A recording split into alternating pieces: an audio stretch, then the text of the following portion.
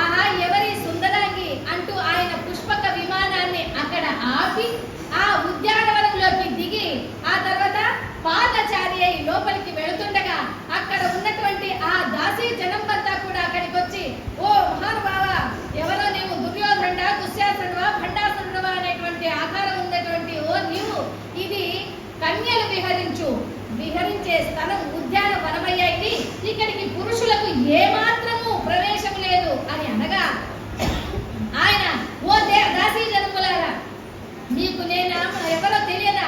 నా నామం ఏమిటో మీకు తెలియదా? ఏకఛత్రాధిపత్యంగా నేను ఈ గంధర్వ రాజ్యాన్ని పరిపాలన చేస్తున్నటువంటి చిత్రకంఠ నామధేయుడను. నేను దేవతలకు రాక్షసులకు ఎంతో క్షీరసాగర మదన సమయములో దేవతలకు కూడా నేను సహాయం చేసిన వాడిని. అంతెందుకు అష్టదిక్పాలకులను కూడా బంధించగలవాడను నేను. అంతేకాకుండా ఆ పరమేశ్వరుని చేత విజయ శంఖం అనేటువంటి శంఖాన్ని నేను వరంగా పొంది వస్తున్నటువంటి వాడును అన్నాడు. ఎందుకంటే పరమేశ్వరుని చేత ఆయన విజయ శంఖము అనేటువంటి వరాన్ని శంఖంగా తీసుకొని వస్తున్నాడు. ఆయన ఎవరికైనా చూడండి, ఒక బహుమతి వస్తే వాళ్ళకి ఆహా ఎంత సంతోషమో, అదొక అహంకారపూరితమైనటువంటి సంతోషంగా కూడా కొంతమందికి ఉంటుంది.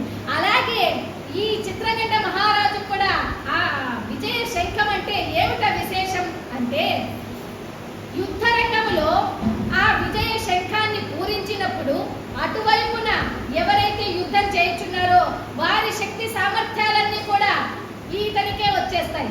అటువంటి గొప్పదైన విజయ శంఖము ఆ విజయ శంఖం కనుక అంతటి విజయ శంఖాన్ని ఇక పరమేశ్వరుని చేతే వరంగా పొందుకుంటే ఇంకా ఆయనకి ఉండదా అహంకారం, గర్వం?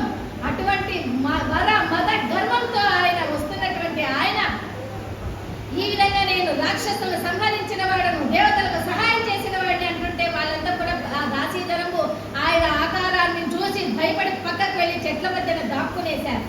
అతను సరాసరిగా ఆహా ఇంత సుందరంగా పాడినటువంటి ఈమె ఎంత సుందరంగా ఉంది, ఈమెనుగాన నేను వివాహం చేసుకోకపోతే ఇక నా జన్మయే వ్యర్థం కదా, కనుక నేను ఎలాగైనా ఈమెని వివాహం చేసుకోవాలి అనేటువంటి ఆశ అతనిలో కలిగి అతను ముందుకెళ్ళి సరాసరి ఆ కీర్తి కన్య వామ హస్తమును పట్టుకోబోతుండగా ఆమె, ఓరి చిత్రకంఠ పాపాత్ముడా, నీలాంటి వాళ్ళు ఈ పుణ్యక్షేత్రంలో ఉండడానికి అసలు అర్హత లేనటువంటి వారు, కనుక నీవు ఇప్పుడే ఈ క్షణమే భూలోకానికి వెళ్ళిపో, నీకు ఇదే నా శాపం.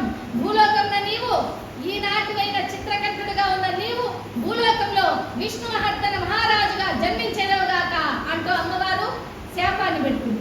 ఆ శాపాన్ని విన్నటువంటి ఆ చిత్రకంఠ మహారాజు, బాబోయ్ ఈ ఆర్యవైశ్య వనిత, ఎందుకంటే ఆర్యవైశ్య కులములో జన్మించినటువంటి ఈమెకే ఇన్ని శక్తులు ఉండి ఈమెకే శాసించగలిగి శాపం పెట్టేటువంటి శక్తి ఉంటే ఇక నేను పరమేశ్వరుని చేత విజయ శంఖాన్ని గర్వంగా తీసుకున్న వాడను, నాకు మాత్రం శాపం పెట్టే శక్తి లేదా అని. అంతేకాకుండా ఎప్పుడైతే అమ్మవారు శాపం పెట్టిందో ఆ శాప కిరణాలు ఈయన శిరస్సున అతి వేగంగా వెళ్ళి అగ్నిపర్వతం ఏ విధంగా పటాపంచలవుతుందో అగ్నిపర్వతం పేలినంతగా ఆయన మనస్సులో అలా ఉండిపోయి అతను నిశ్చేష్టుడై స్టన్ అయిపోయి నిలిచాడు ఆ చిత్రకంఠ మహారాజు.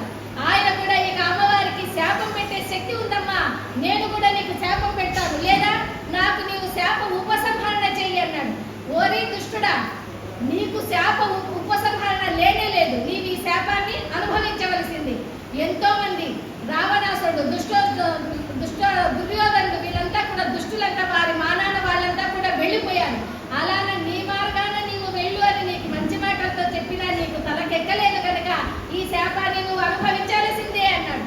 అప్పుడు ఆ శాపాన్ని తీసుకున్నటువంటి ఆ చిత్రకంఠ మహారాజు ఆ తల్లి అయిన కీర్తి కన్యతో, ఓ అమ్మ కీర్తి కన్య, ఈనాటి కీర్తి కన్యమైన నీవు వచ్చే జన్మలో వాసవి కన్యగా అవతరించెదవుగాక అని అన్నాడు. ప్రతిశాపం ఇచ్చేశాడు అతను కూడా అమ్మవారు. ఈ ప్రతిశాపాలన్నీ కూడా లోక కళ్యాణార్థమే అని అన్నట్లుగా ఆ అమ్మవారికి ప్రతిశాపాలు ఇచ్చేశాడు ఆ చిత్రకంఠ మహారాజు. ఆ అమ్మవారు, ఓరే దుష్టుడా, దుర్మార్గుడా, నీవే నాకు శాపం పెట్టావా, నీవే నాకు శాపం పెట్టావు గనక నీ వంశం నిర్వంశం అయిపోవుగాక అని అమ్మవారు తిరిగి ప్రతిశాపం పెట్టేస్తుంది. అభిశాపంతో చిత్రకంఠ మహారాజు, ఓ అమ్మ